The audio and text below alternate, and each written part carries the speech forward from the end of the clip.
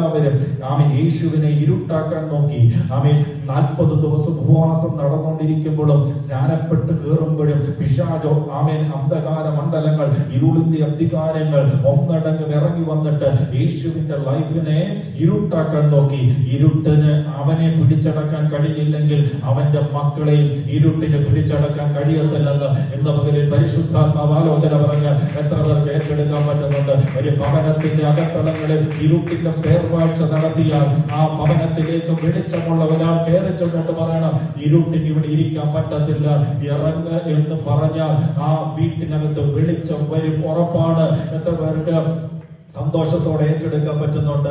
ഇരുട്ടിന്റെ അധികാരങ്ങൾ പേർവാഴ്ച നടത്തുന്ന ഒത്തിരി ജീവിതങ്ങളുണ്ട്. പാപത്തിലിട്ട് ആമേൻ സ്തോത്രം, ആമേൻ വട്ടം കറക്കി അവരുടെ ലൈഫ് എങ്ങോട്ട് പോകുന്നെന്ന് പോലും അറിയാതെ അവരുടെ കണ്ണിനെ കുരുടാക്കി, അവരുടെ ഹൃദയത്തെ കുരുടാക്കി, ദൈവത്തിന്റെ വെളിപ്പാടോ ദൈവത്തിന്റെ അനുഗ്രഹങ്ങളോ കാണാൻ കഴിയാത്തതുപോലെ ഹൃദയത്തെ കുരുട്ടാക്കുന്ന ആമേൻ ഈ ഇരുട്ടിന്റെ ദൈവത്തെ നോക്കിക്കൊണ്ട് ഈ പകലിൽ നമ്മൾ ഒരുമിച്ച് പറയും, ഇരുട്ടിന്റെ അധികാരങ്ങൾ, അന്ധകാര മണ്ഡലങ്ങൾ ഞങ്ങളുടെ മുന്നോട്ടുള്ള ഗമനത്തിന് തടസ്സമായി വരത്തില്ല.